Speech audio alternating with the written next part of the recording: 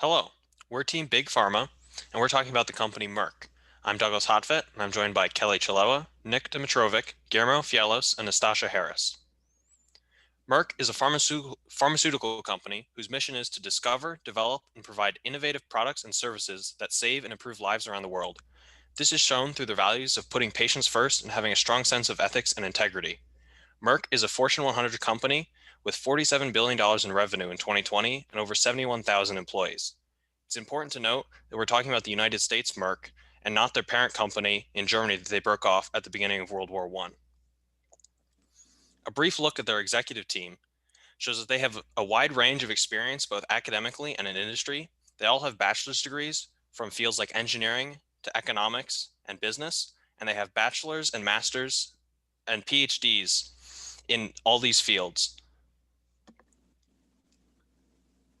It's important to note that Merck works within the entire field of pharmaceutical industries, which can, in a lot of respects, be considered a monolith. And people think it's easy to assume that they are all the same. However, Merck has a specific portfolio of products that they sell and profit from in multiple different categories of health. A few are listed here. Important ones to note are diabetes, vaccines, and cardiovascular health, as just a few examples of the specific classes and products that they focus their efforts on. The next slide, though, really gets into the value that Merck provides both to the community and to their stakeholders. Merck is one of the best companies for drug development and patenting of drugs. A patent is one of the fundamental aspects that Merck seeks to attain soon after obtaining FDA approval to have a physician or veterinarian provide a prescription to a specific brand or product. Patents are a negative right, which means they prevent another part of the industry from profiting from their hard work. Another important component within this field is intellectual property, how small changes in chemical structure can preclude one company from profiting from another company's innovation. Ultimately, though, Merck has a lot of effort in the field of research and development in these different classes of pharmaceuticals, with over 15,000 individual scientists working in that subdivision in their human resources. Another important and telling component of this story is how Merck's CEO is actually a lawyer and not a scientist. The next slide, though, discusses how you can take a pharmaceutical product and actually turn it back into profit after spending hundreds of thousands of man hours to develop this specific drug. They have to do that in a couple different ways because the production of a pharmaceutical product is much different than the production of a Big Mac hamburger, for example. It requires a prescription, which means that in the United States, direct-to-consumer marketing is one of the main avenues that Merck uses, as well as other pharmaceutical companies, to make their possible customers aware of that product. They go through an extensive process for these campaigns, specifically looking for FDA comment and review prior to the start of them. However, going back to 1899, Merck has been in communication with physicians and customers for over 100 years, discussing at a layman's level their products. Additionally, it's easy to conceive of big pharmaceutical companies as profit-driven. However, Merck and their drug representatives seek to kind of bring that hierarchy to a more flat level.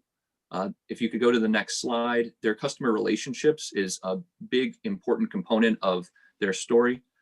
They really focus on integrity and accountability when it comes to the potential profitability of life-saving drugs, and specifically their concern for access to medicine, which Merck feels is a human right.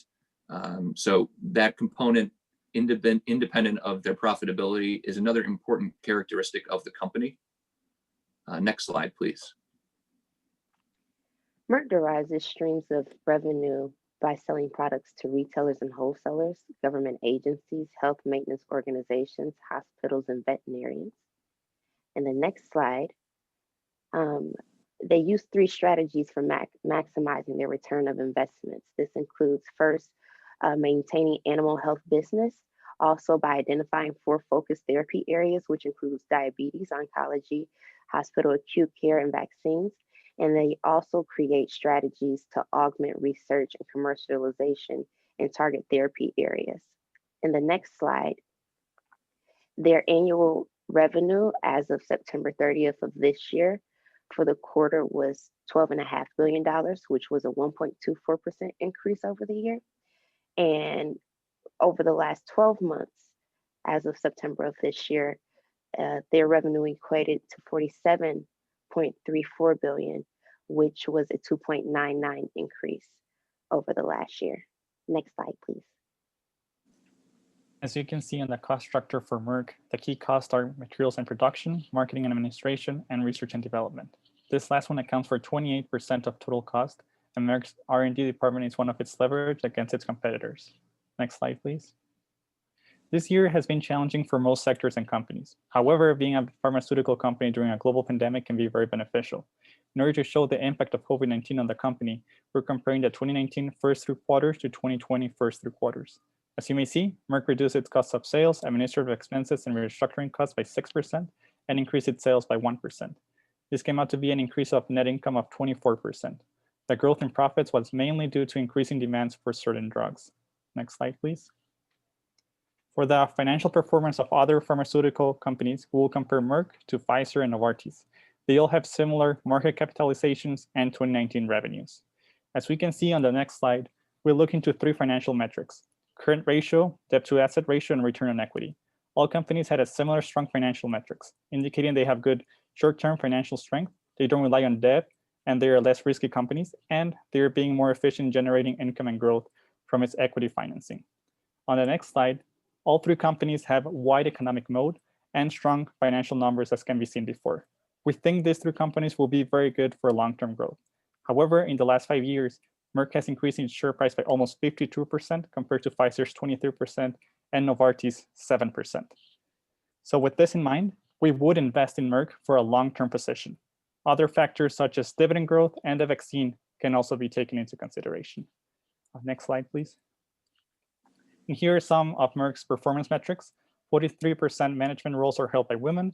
0 employees were laid off in 2020, including their internship program. They're advancing 2 COVID-19 vaccines, and an Ebola vaccine was approved by the FDA. Next slide.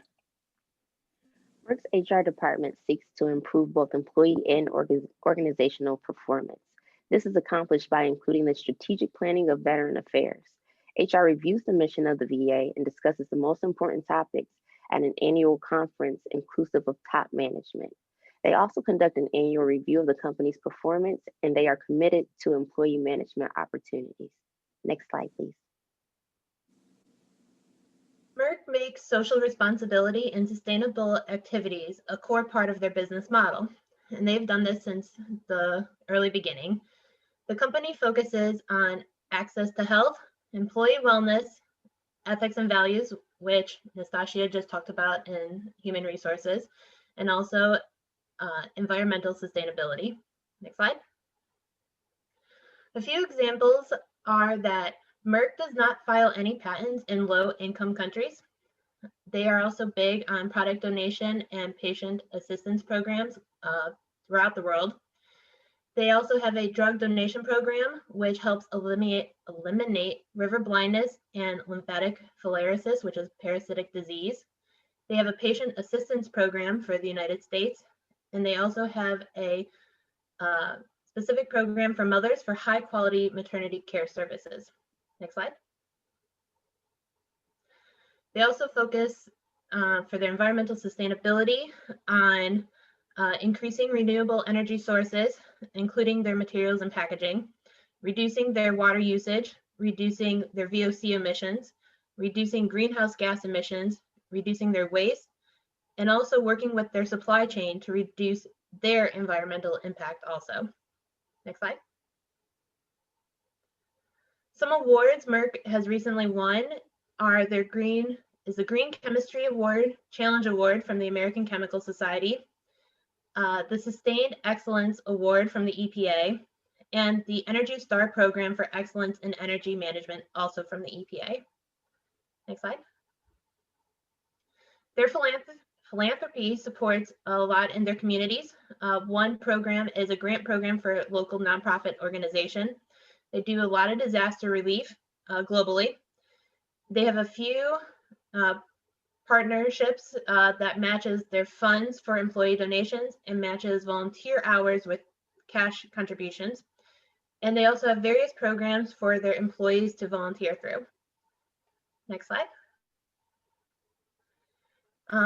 They also focus on the United Nations Sustainable Development Goals, which is an agenda with 17 goals to fight inequality, injustice, and poverty and tackle climate change by 2030.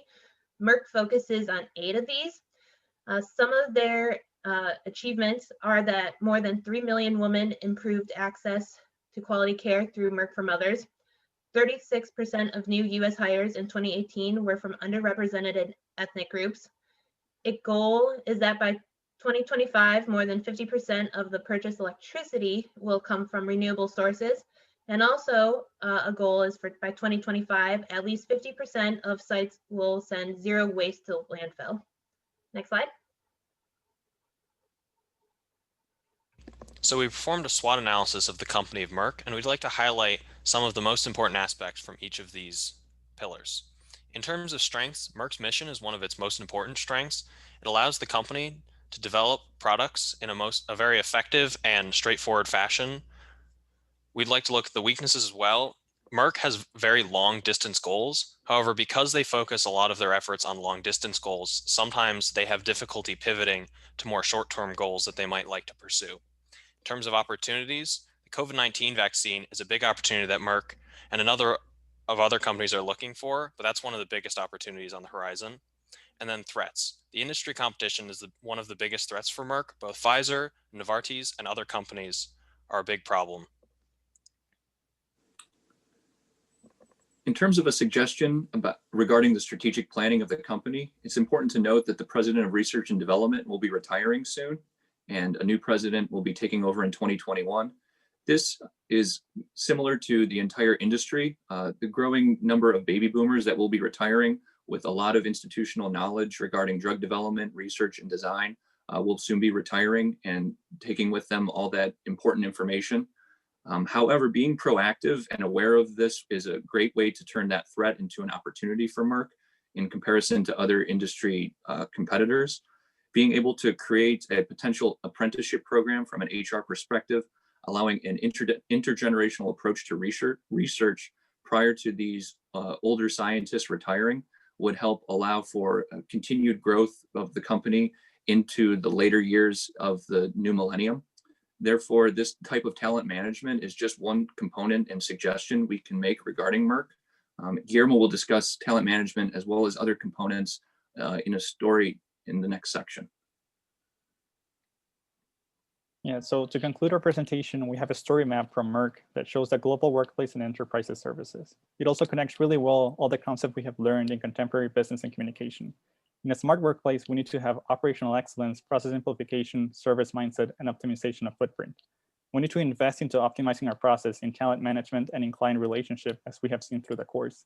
We need to focus on user experience and have strategic planning and innovation where through data-driven decisions, we're able to adapt, execute, and innovate.